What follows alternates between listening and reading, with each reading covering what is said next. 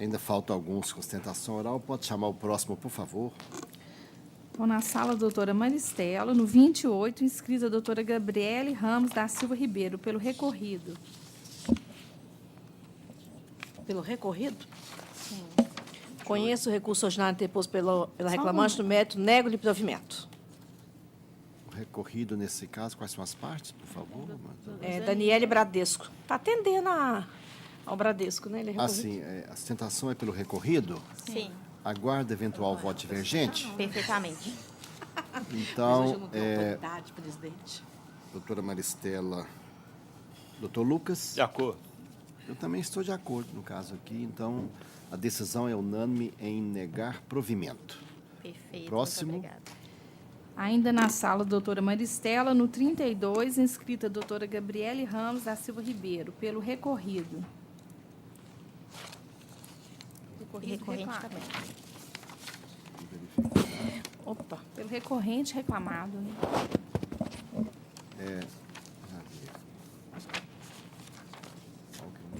Estou conhecendo os recursos ordinários interpostos 28. pelo reclamado e pela reclamante. No mérito, estou negando o provimento ao apelo do reclamado, dando parcial provimento ao apelo da reclamante para acrescentar a condenação ao pagamento da verba de representação por todo o período não prescrito, com os reflexos nas horas extras, 13º, férias mais um terço, abono de férias e fundo de garantia, excluída a condenação ao pagamento dos honorários de sucumbência de ambas as partes, determinar a aplicação do índice oficial de remuneração básica da caderneta de poupança, TR, até o dia 24/3, e do IPCAE a partir de 25/3. Estou declarando de natureza salarial as parcelas, salvo os reflexos em férias mais um terço, abono de férias e fundo de garantia. Eleva o valor da condenação para 100 mil e das custas para 2 mil pelo reclamado. Doutora Gabriele tem a palavra. Perfeitamente. Excelências, eu estou da vênia ao voto da eminente relatora. Eu tenho algumas considerações a fazer, são poucas dessa vez. E tenho quanto ao intervalo intrajornada concedido na instância primeva. Porque, quanto ao horário de entrada e saída, o juízo entendeu que os cartões de ponto eram válidos. Para tanto, foi embasado no depoimento das testemunhas. E, como a gente pode ver, o juízo diz que o depoimento da primeira testemunha da reclamante, senhora Monique Cristina, ele não convence quanto aos horários de entrada e saída. Pois bem, passemos ao próximo. Ana Maria Duarte foi a segunda testemunha. Ela trabalhou com a reclamante, hora recorrida, na agência da rua Curitiba. E Ana Maria diz que depoente e reclamante hora recorrida faziam 40 minutos de intervalo entre a jornada. Pois bem, a Fabiana Ribeiro, a terceira e última testemunha, ela também trabalhou com a reclamante recorrida na agência Curitiba. E ela diz, ela depoente e reclamante, gozavam de 1 hora de intervalo entre a jornada. Pois bem, se a gente pegar as duas depoentes aqui que trabalharam com a reclamante na agência Curitiba, uma diz que era 40, outra diz que é 1 hora. E aí sobra a Monique, que a Monique disse que era 30, 40 minutos também, só que o juízo não se convenceu do depoimento da testemunha Monique quanto aos horários de entrada e saída. E devido, porque a testemunha Monique, por exemplo, ela diz no depoimento dela que não existe a figura de gerente assistente. Tem várias inconsistências no depoimento dela, mas essa me chamou a atenção porque ela está negando o cargo dos colegas dela que trabalham. Ela nem falou não tem, ela falou não existe, né? Então a gente vai ter que tirar da folha os assistentes, os gerentes assistentes que a gente tem, os colegas dela estão negando a existência. E aí o juiz também não se convenceu quanto ao horário de entrada e saída que ela alega. E consta na sentença dele que não foi convincente. E aí eu me pergunto por que foi convincente, se a outra prova está zerada, por que foi convincente contra o horário de almoço? Porque os cartões de ponto, Vossas Excelências podem verificar dos autos, tem horários variáveis de entrada, saída, de intervalo. Então a afirmação da testemunha, por exemplo, Ana Maria, foi validado, de falar que ela própria e reclamante gozavam de 40 minutos é muito simplista. E por quê? Por que só 40 minutos? Quem determina? Por que no cartão de ponto, então, tá constando pelo menos 1 hora? Quem determinava? Por que não podia marcar? Isso ficou muito vago. Porque assim, a gente tem uma prova documental variável, sem vício nenhum, e uma mera afirmação. E outra coisa, Excelência, a Ana Maria e a Monique, por mais que não tenha sido creditado o depoimento dela, eu não sei como que foi aí na questão do entrejornada, elas eram gerentes também, gerentes PF. E esses gerentes, eles fazem visitas.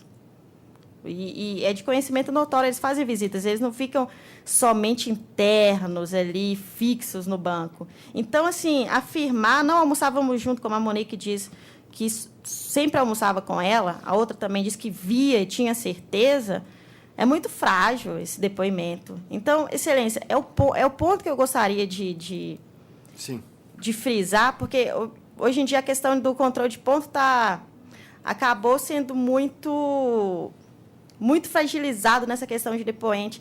E aí me memoro de um voto de um eminente colega dos senhores, embora de turma diferente, que é o doutor João Bosco Pintular. Ele diz que a questão do controle de jornada de cartões de ponto está complicada, porque se é um controle por meio de cartão, se é por meio de digital, o reclamante diz que não condiz com a realidade. Se o empregado coloca uma catraca, o reclamante vai dizer que pula a catraca. Então, assim, a questão do intervalo entre jornada, a prova produzida, e aqui estou falando da prova fática produzida, da questão dos depoimentos, da validade que o julgador primeiro, de fato, ele tem a imediaticidade, mas ele não considerou a questão da Monique para entrada e saída. Então, por que manter para entre jornada se as duas testemunhas acabam se zerando? Porque um diz que 1 hora, a outra diz que é 40. Então, essa questão que, para mim, emerge vigorosa dos autos e peço da tribuna que seja revista por vossas excelências. Pois não. Eminente relatora. Bom, a juíza, de fato, ela valorou os horários de entrada e saída nos controles de ponto, porque tinha jornada variável, indicou até, assim, os horários, até que horário ela chegou a trabalhar. Mas as duas testemunhas que almoçavam com a reclamante falaram que ela tinha 40 minutos de intervalo. E a gente, quando possível, né, tenta confirmar a valoração da prova feita na origem, considerando o princípio da imediatidade. Eu não vi fundamentos para não valorar essa avaliação da prova feita na origem. Então, eu estou mantendo a sentença no particular, senhor presidente. Doutor Lucas. Eu acompanho o voto da relatora e fico vencido apenas em relação à verba de representação. Pois não. E também o depoimento da Fabiana, de testemunha reclamada, não explorou bem esse aspecto. Falou que o intervalo de 1 hora, mas não trabalhou esse aspecto do intervalo em si, só ouviu uma testemunha para fazer contraprova. Também estou acompanhando a eminente relatora. Então, prevalece o resultado anunciado, a unanimidade. Obrigada. Agora sim, bom dia a todos. Vencido. Bom dia. Doutor Lucas ficou vencido quanto à Verba de A representação. verba de representação vencido, doutor Lucas. Isso. O próximo. Apresentação. Passando para a sessão, doutor Sebastião, no 13 da pauta, inscrito doutor Daílde Moreira Lemes, pela recorrida reclamada. O 13 é um voto do procedimento sumaríssimo, Milton e JS Tubulações. Eu estou propondo conhecer do recurso, mas negar-lhe provimento. Consulta o gabinete de advogados, aguardaria eventual voto divergente. Estou propondo negar provimento. Doutor Helder. Estou de acordo. E doutora Maristela. Também de acordo. Então, a decisão é unânime em negar provimento ao recurso. Obrigado. Próximo. Agora, passando para a sessão do doutor Helder, no 30 da pauta, inscrito doutor Tiago Passos, pela recorrida. 30 da pauta do doutor Helder.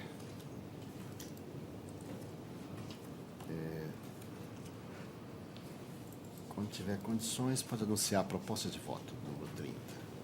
Senhor presidente, eu estou conhecendo o recurso ordinário da reclamante, no mais estou negando-lhe provimento. Conhece, nega.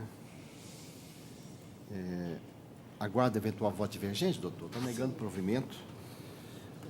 Segundo votante, doutora Maristela. De acordo. Está de acordo. Esse é aquele. E, Também de acordo. Doutor Estava dando Lucas. uma de advogado do diabo. Assim, Então, prevalece o voto do eminente relator de negar provimento. Muito obrigado. Bom dia. Bom dia. Esse dói, né? Próximo. Dói, mas dói mesmo. Agora, passando para a sessão, doutora Sabrina. Não tem culpa, não. A inscrição que foi feita hoje, no 32 da pauta, inscrita a doutora Débora Cruzeiro Cristófilo, pelo recorrido. Débora Cruzeiro. 32, não está nem na sequência aqui, não. Né? Isso. Doutora Sabrina, número 32. É o caso Giovanni Alceu. Esse aqui é aquele das custas. 32 já foi, não? Não, É aquele caso. 32 da pauta, doutora Sabrina. tem duas opções. Ó, desculpa. Eu estou com a primeira, o doutor Helder também está com a primeira, o senhor está com a segunda. Então, anuncia a sua primeira opção. Eu estou mantendo o indeferimento da justiça gratuita e, à vista da ausência de pagamentos das custas processuais por parte do autor, estou deixando de conhecer do seu apelo por deserto. Então, não estou conhecendo do apelo do reclamante por deserto. Não caberia dar vista para, conforme ao J140? O problema é que ele nem comprovou que se encontrava desempregado, nem nada. Tá certo. Então, tem... aguarda eventual voto divergente, doutor? Aguardo. Sim. A doutora Sabrina, então, está propondo assim. Eu ficaria com a segunda opção, mas o doutor Helder está acompanhando. Estou acompanhando. O senhor costuma dar à vista? É o costume pelo OJ 140, mas já houve situações assim, quando está muito evidente, que é desnecessário também. Mas, inclusive, a dilação probatória foi comprovado que ele tem outras atividades remuneratórias. Pois é. Então, Obrigada. prevaleceu o entendimento de não conhecer. Eu fico vencido, segundo votante. Mas é uma matéria controvertida mesmo. O próximo, o resultado fica proclamado. Próximo. Acabou aqui. Então, vamos agora seguir na